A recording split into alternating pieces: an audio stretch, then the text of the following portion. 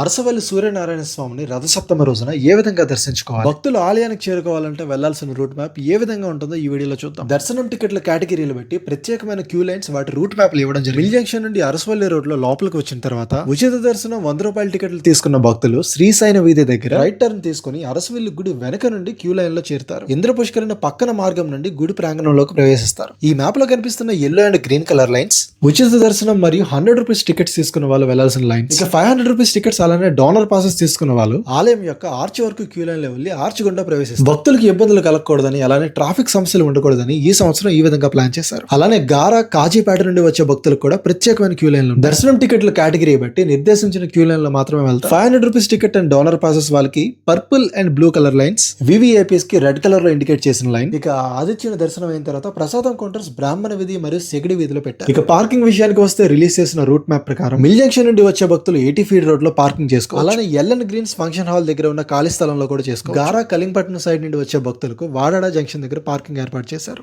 ఇక కాజీపేట నుండి వచ్చే భక్తులకు అరసవల్లి ఎంహెచ్ స్కూల్ ప్రాంగణంలో ఏర్పాటు చేశారు.